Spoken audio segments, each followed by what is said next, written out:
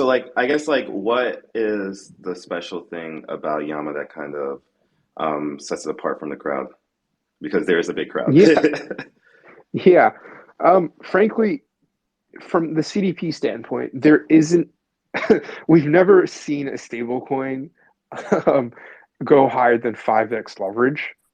Like Abracadabra Money, or Mhm. MIM as most people know it, defaults to 5x leverage on most assets. Yama Finance emphasizes high leverage, so 17x leverage on GLP. I'm not sure you'll find this leverage even in traditional lending markets on crypto, frankly. We're able to do this because one, our collateralization ratios are pretty low, 106%, rather than the traditional like 110 or 120%. And two, we liquidate really, really fast. So we're able to guarantee no bad debt to the protocol. So that's a pretty attractive point. And then two, we pay significant interest to lenders of USDT. We pay almost 20%. I think we pay around 20% right now in real yield to USDT lenders. Nice. And that is by far the highest yield in crypto right now for pools over 1 million TVL in terms of real yield. So we pay no token incentives right now. It's all real yield and it's 20%, which is frankly pretty substantial. Yeah, and then of course we have the omni-chain aspect as well.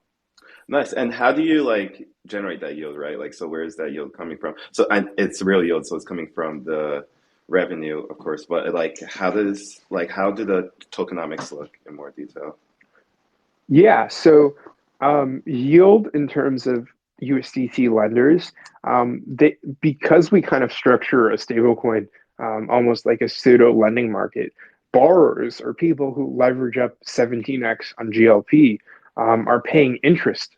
And traditionally, people have directed that interest to the token, but because we don't have a token right now, we're able to direct it to lenders.